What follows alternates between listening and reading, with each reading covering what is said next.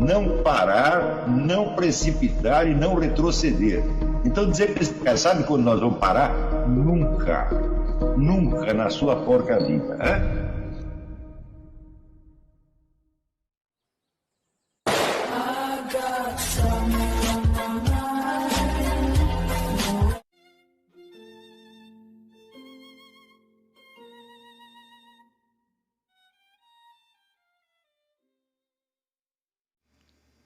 E aí pessoal, tranquilo? Então vem aqui antes do vídeo começar, pedir para vocês se inscreverem, quem não for inscrito, compartilhar, curtir, comentar.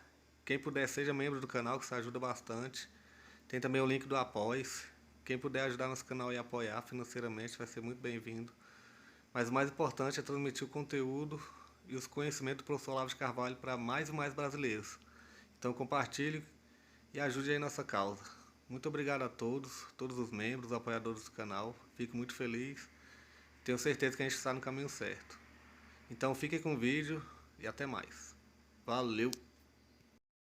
Portanto, o mecanismo básico da percepção é uma espécie de antecipação de um todo que está apenas insinuado na parte e que dá vida a essa parte.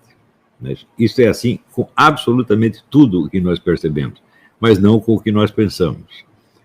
Aquilo que nós podemos pensar, vamos dizer, algo na sua completude, ou seja, formamos um conceito e aquilo que pensamos dele é tudo o que existe nele, não tem mais nada fora dele, porque estamos pensando apenas o conceito e não uma coisa. Quando tentamos dar vida a esse conceito, isso é, puxar o referente, puxar o objeto ao qual ele se refere, novamente esse objeto se apresenta apenas como parte ou aspecto. Agora, no nosso pensamento e não na percepção. Ou seja, mesmo no pensamento, que tem supostamente um domínio do seu próprio assunto, do seu próprio objeto, da sua própria representação, os objetos, quando nós tentamos nos referir a eles como parte da realidade, não apenas do nosso pensamento, nos aparecem como partes ou aspectos. Como isso é a estrutura de tudo o que nós percebemos, então não há nenhuma percepção que não suponha por trás dela, quer dizer, uma extensão infinita de realidades, sem as quais aquela na qual nós estamos pensando no momento não poderia existir. Então, por exemplo, se vemos o urso, sabemos que o urso está numa floresta, sabemos que a floresta não termina ali onde termina o horizonte da minha visão, que ela prossegue para além, e para além dela existe outra coisa, e outra coisa, e outra coisa, e tudo isso nos remete ao famoso Aperum de Anaximandro. Eu acho que o Aperum é uma das grandes descobertas da humanidade, embora ele seja uma coisa maximamente óbvia, ou seja, nós vivemos dentro de uma espécie de círculo ou esfera luminosa que boia num oceano de obscuridade. Mas esse oceano de obscuridade está continuamente entrando dentro da esfera luminosa e mostrando novos e novos aspectos. E nós sabemos, quase que instintivamente, que isso não vai terminar. Isso é muito importante. Quer dizer, o que é o mundo? Né? O mundo é uma extensão infinita que está continuamente entrando dentro do nosso campo finito. E isso nunca para.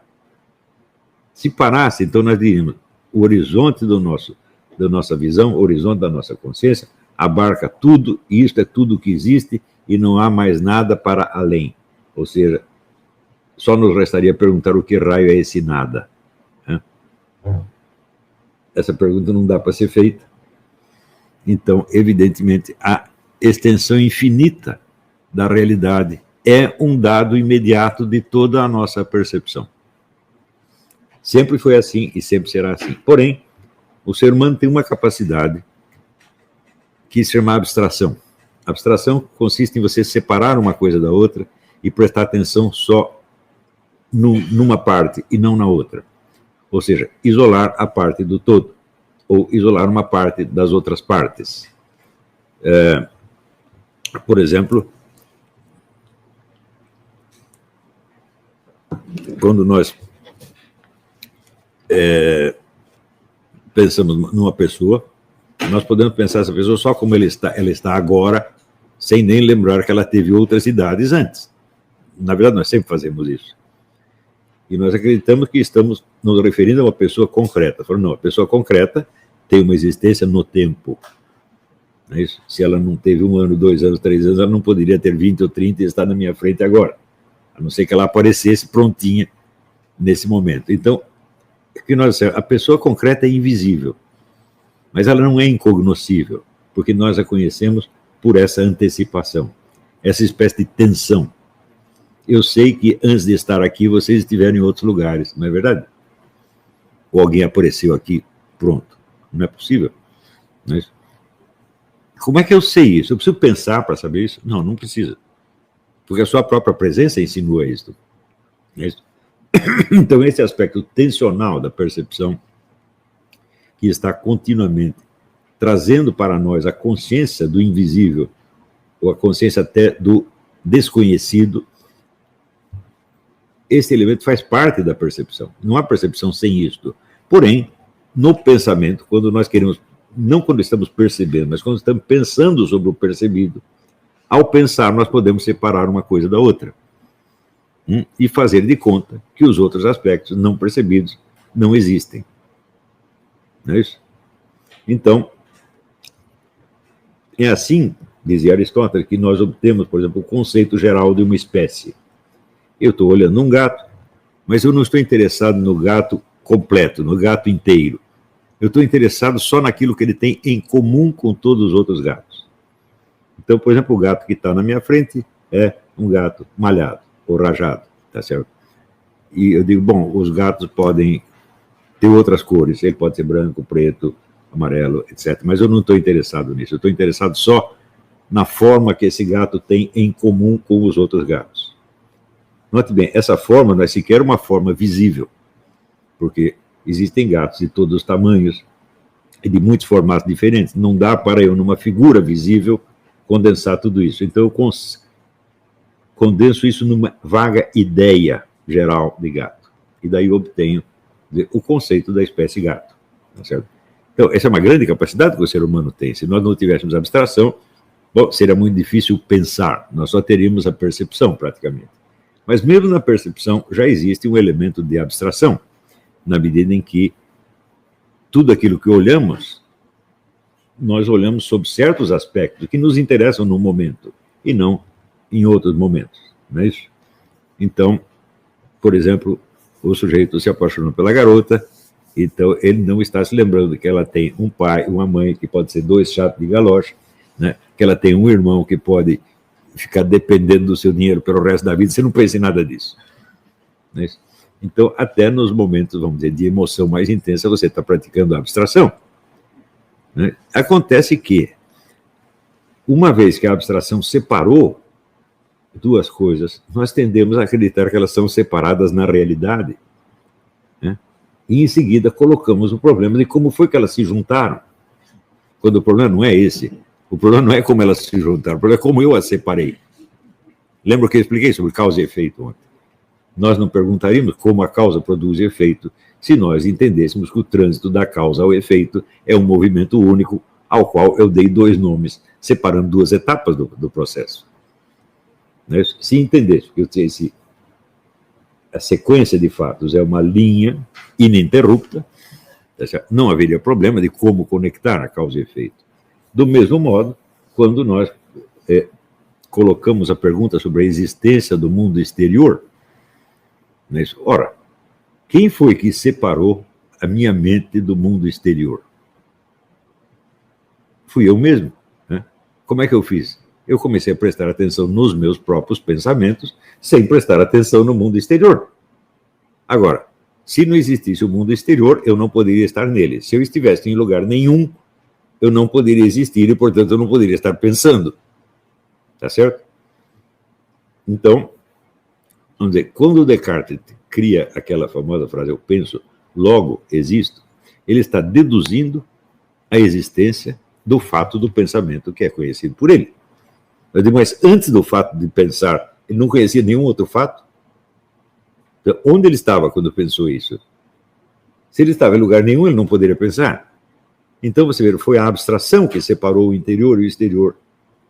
E, em seguida, criou um problema inexistente. Esse é um problema que só existe na esfera do pensamento humano. Ele não existe na realidade. Na realidade, o pensar, o conhecer e o estar fisicamente nunca estiveram separados nem por um segundo. Não é isso?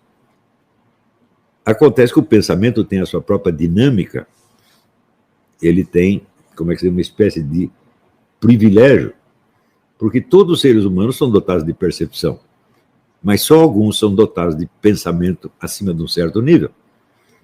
Por exemplo, a reflexão sobre a percepção, não, só os filósofos fazem isso, os outros não fazem. Então o pensamento tem um certo prestígio social, que a percepção não tem. Todo mundo enxerga, ouve, tem tato, etc, etc. Então, grande porcaria isso, tá certo? Então nós tendemos a privilegiar o pensamento, tendemos a dar ao pensamento uma nobreza maior do que a percepção. Né? E dizemos até que é o pensamento que distingue o ser humano.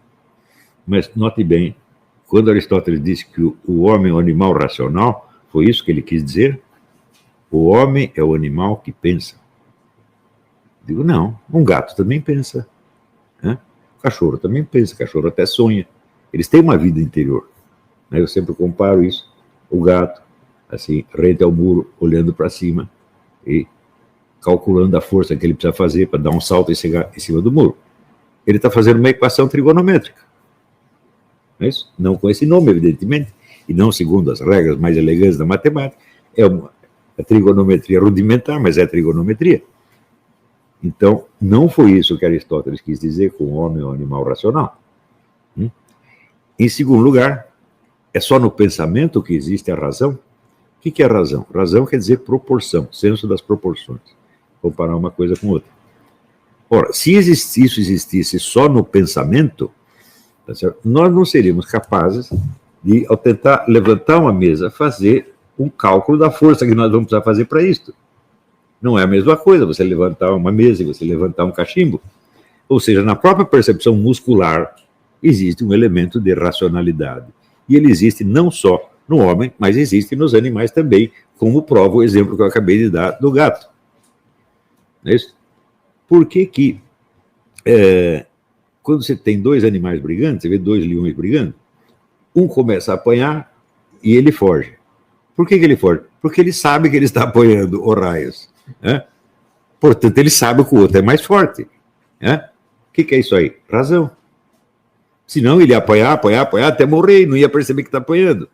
Não é isso? Claro que deve existir algum bicho que seja burro a esse ponto, mas eu nunca vi nenhum.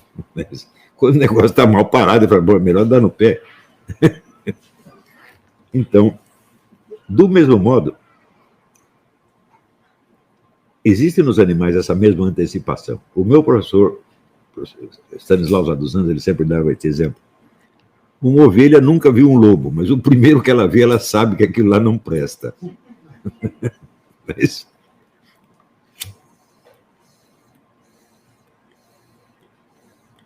se você fizer um exame dos chamados grandes problemas filosóficos, você verá que a maioria deles, quase todos, foram criados por uma abstração que se esqueceu de si mesma. O sujeito fez uma abstração, em seguida esqueceu que fez a abstração e acha que ele está lidando com dados da realidade, quando todos esses dados foi ele mesmo que inventou. Não é isso? Então, por exemplo, quando David Hume diz, bom, eu vejo que você está falando, mas eu não estou vendo que existe um sujeito autoconsciente por trás daquilo que você está falando. O que ele fez? Pergunto eu, é realmente possível você olhar uma pessoa falando, esquecendo que tem um sujeito autoconsciente por trás? Ninguém faz isso.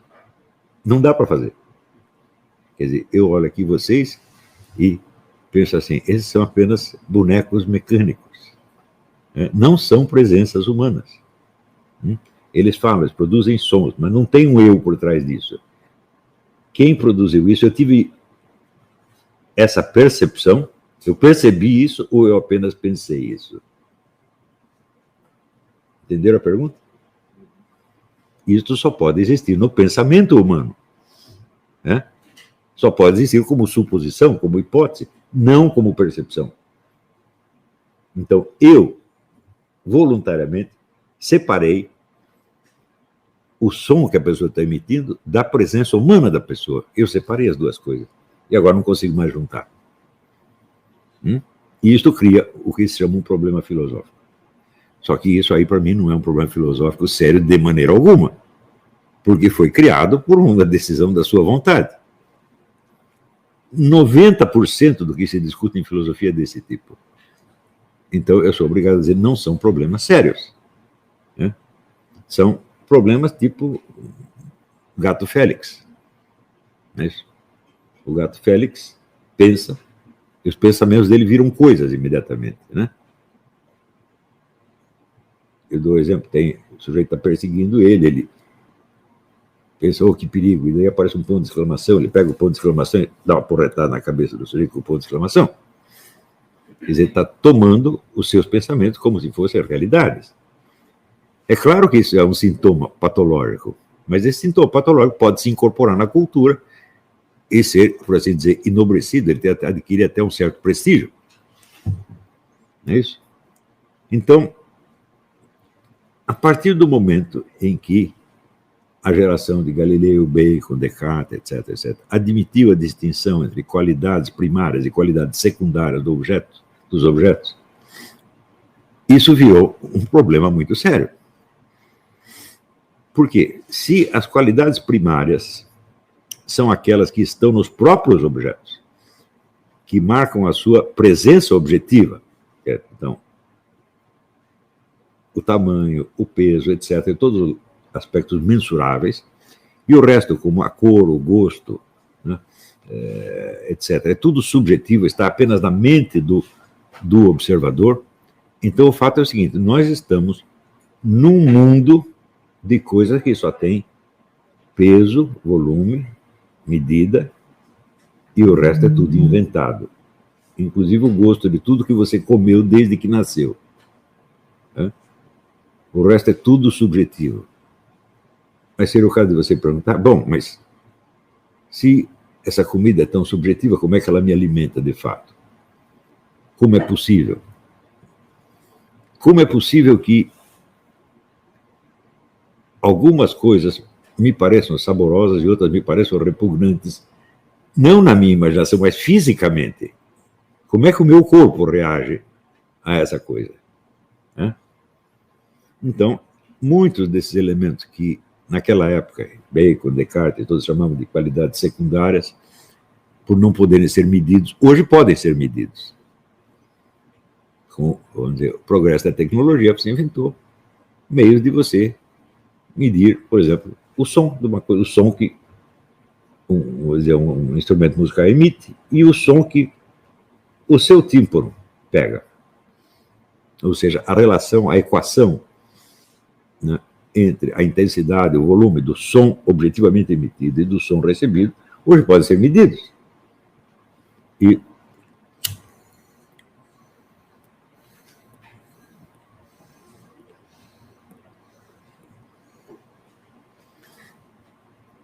Mas a partir da hora que foi feita essa divisão, ela se incorporou de tal modo na cultura humana que hoje ela parece um modo natural de ver.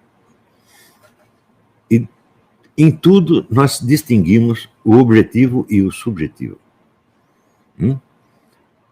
E essa distinção se incorporou em praticamente todas as ciências humanas, quando elas estudam o símbolo tal como aparece nas várias culturas. Então, evidentemente, visto nessa perspectiva, o símbolo não pode ser jamais uma realidade objetiva, ele só pode ser uma criação subjetiva. Não é isso? Então, pergunto eu, toda a nossa linguagem, toda a nossa razão, todo o nosso pensamento está totalmente separado do mundo objetivo por um abismo, não só epistemológico, mas ontológico, pertence a uma espécie diferente de coisas. Né? Então, como é possível que todo este mundo subjetivo, separado do mundo objetivo, possa ter algum alcance sobre este mundo? Por exemplo, nas ciências. Como é possível inventar, por exemplo, um remédio que cura alguma doença fisicamente existente, se tudo o que eu pensei a respeito é totalmente subjetivo e não tem nada a ver com a presença da doença? tem algo errado nessa coisa, né? Só que nós ainda não encontramos outra linguagem. Tudo para nós tem essa distinção do subjetivo e do objetivo. E, evidentemente, todo o universo da cultura, incluindo o discurso científico, é tudo subjetivo. E, veja, é nessa situação que nós estamos há 3 ou 4 séculos. Então, é evidente que tudo que nós sabemos ou estudamos a respeito do simbolismo em outras culturas só pode nos parecer um produto da subjetividade dessas culturas.